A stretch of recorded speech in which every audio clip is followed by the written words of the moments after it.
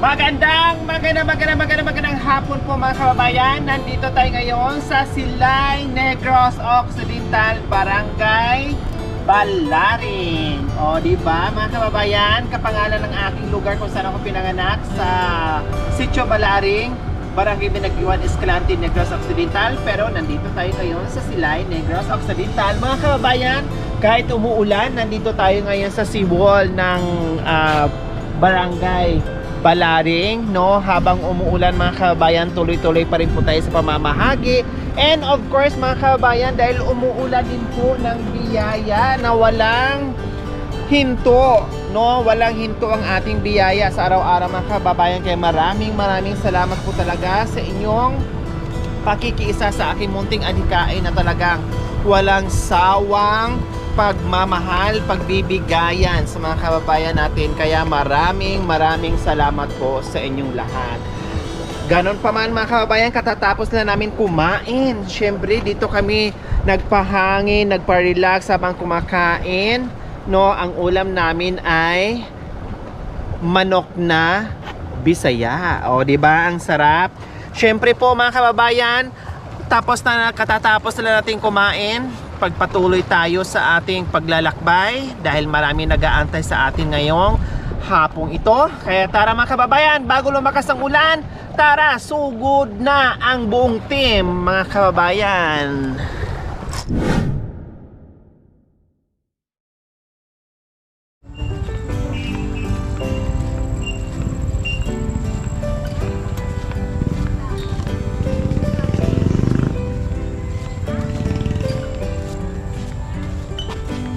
So ayan po mga kababayan, no, nandito na tayo. At habang tayo ay sinusuyod natin yung mga iskinita mga kababayan, meron tayong nakita doon sa loob. Kasi kung baybayin natin yung city mismo, no, yung National Road, mahirap maghanap. Kailangan bababa ka talaga. At halugugin mo yung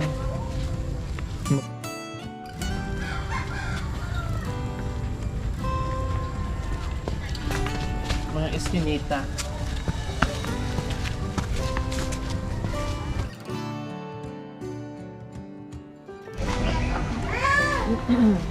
So ayan po mga kabayan, nandito na tayo sa bahay ni tatay. Hello! Hapon. Magandang hapon sa inyo kuya. Anong pangalan ni kuya? Herbert. Herbert. Herbert. Si Kuya Herbert. Ilang taon na si Kuya Herbert? 42. 42. Nasaan si Mrs.? Wala kong single. Single. So, mag-isa lang kayo dito nakatira sa bahay nyo, Kuya Herbert? Sino kasama nyo? Ano yung hanap buhay natin? Hindi na ako nakahanap buhay. Yung 3 taon na akong lumpo. Nang pasmong pa ako. Bakit anong trabaho niyo po dati? Yung construction.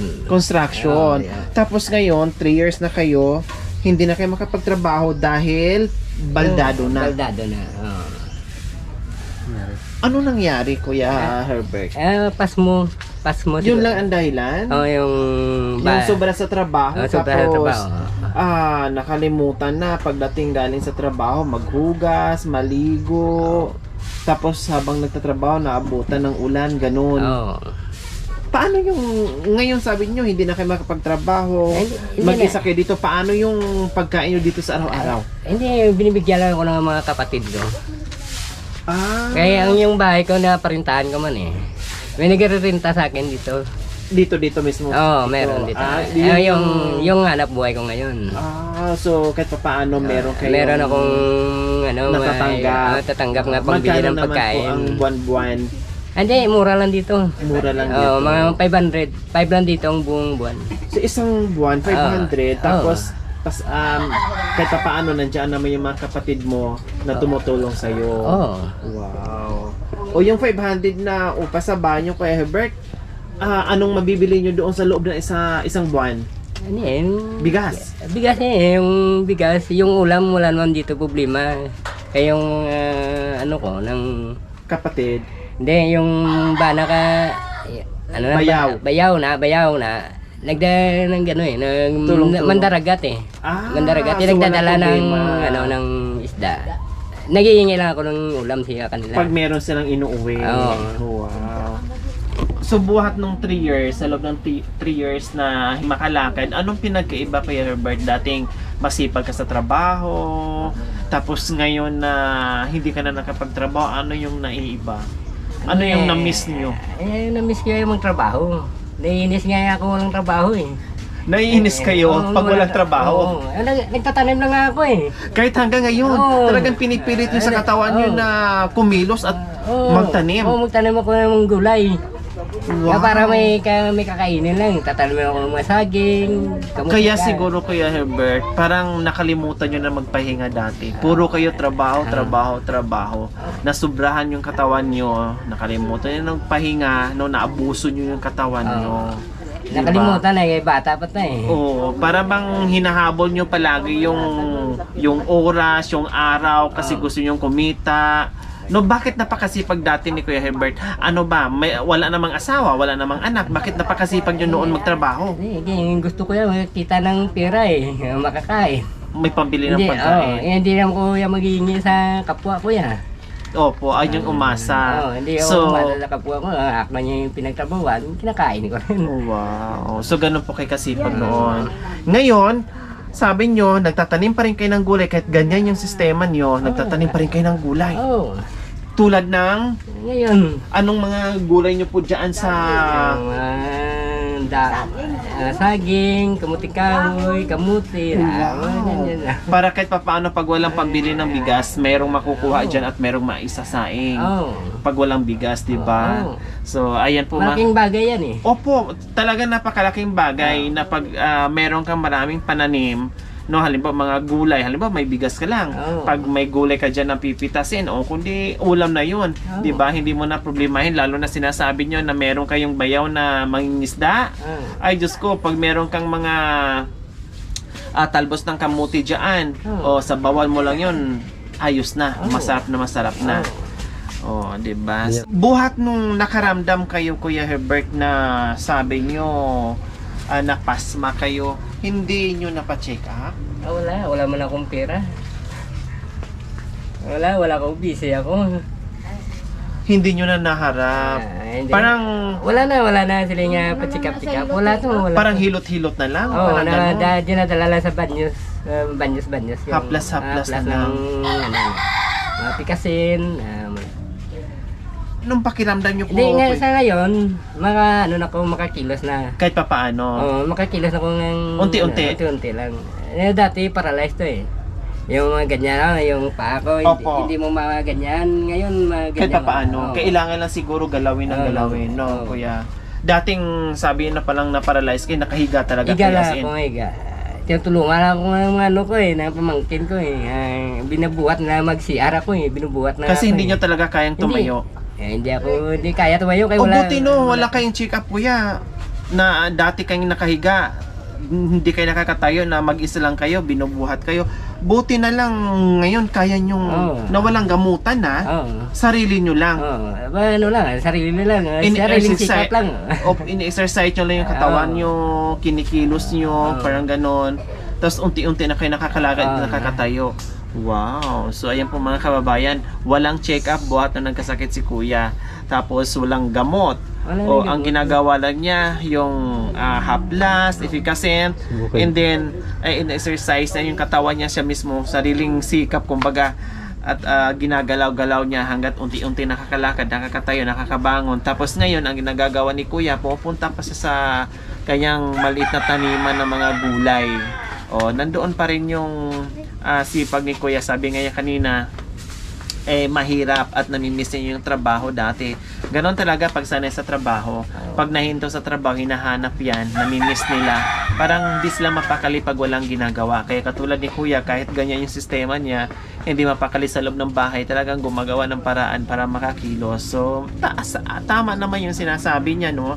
Tama naman yun at maganda naman yun para kahit paano yung mga ugat niya makagalaw at ma-exercise at hanggat maibalik sa dating normal na buhay. Tapos naka-exercise siya, no?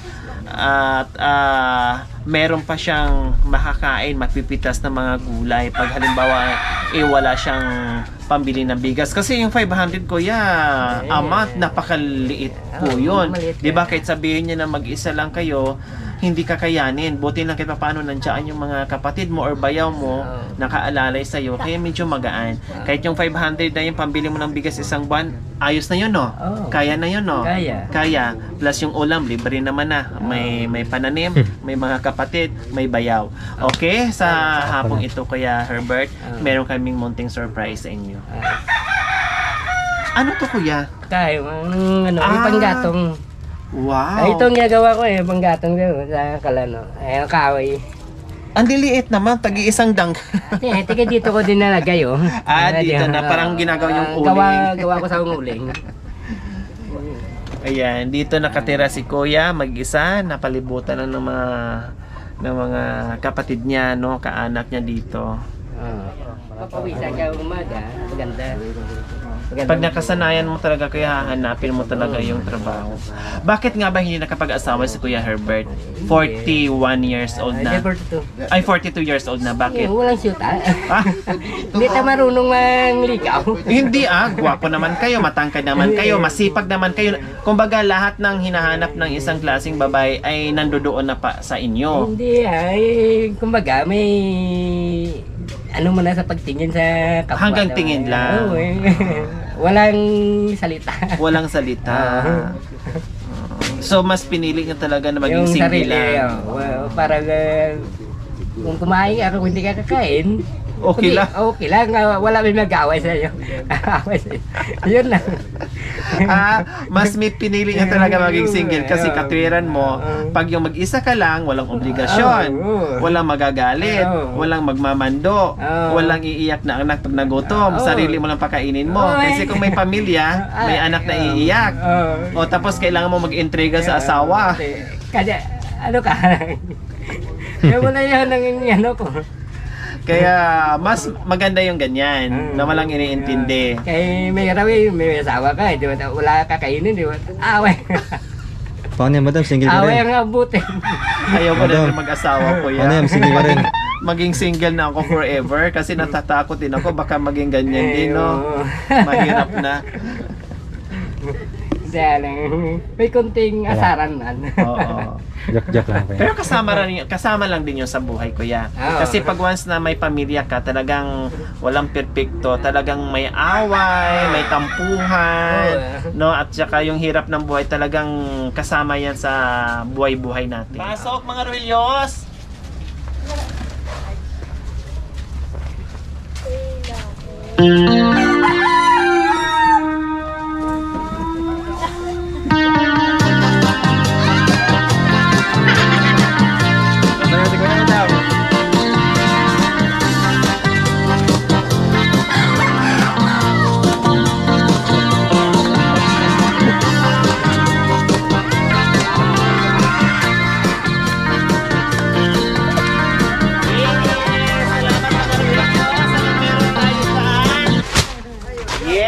Kuya, may sasakong bigas na pa kayo dito. At meron pang Ano assorted pa yan? groceries. Tulad ng Tulad ng gatas, kape, biskwit, sardinas, miswa, at pati suka, toyo, at matig.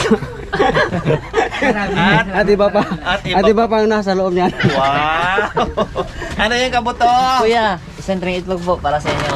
Wow, si Kuya Maraming pwede. salamat Oo, pwede nang mag-asawa si Kuya Herbert kasi meron ng groceries at May pakain bigas. May ipapakain na. Hindi pa, ano pa rin, ang kulang rin, wala tayong trabaho Hindi tayo magkatrabaho. Talagang ayaw ni Kuya talaga.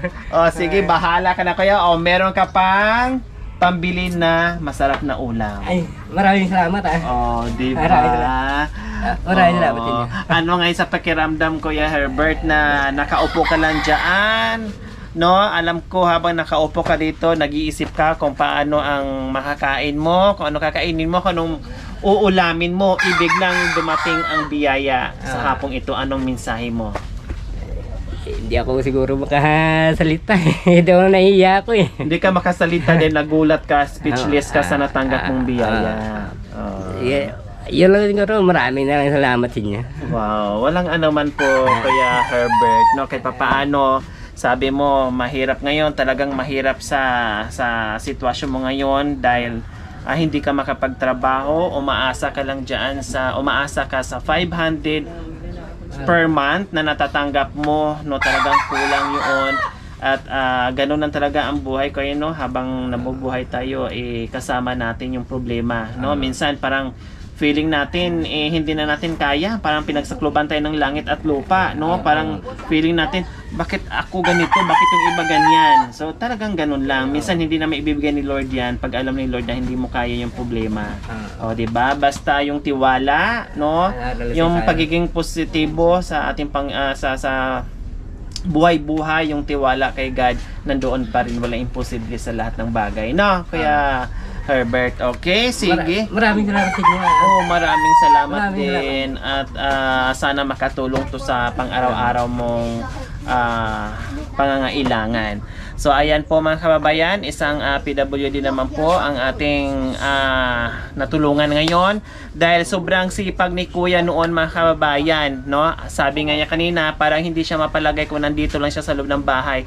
Talaga naghahanap siya na kahit anong klaseng trabaho para sa buhay-buhay, yung pagkain sa araw-araw. Sa sobra nga lang kasipagan ni Kuya Herbert, no, nakalimutan na niyang ipahinga yung kanyang katawan na sobrahan. Kumbaga po mga kababayan, naabuso na niya ba? Parang nalibang na siya doon sa trabaho ng trabaho, nakalimutan na magpahinga, no?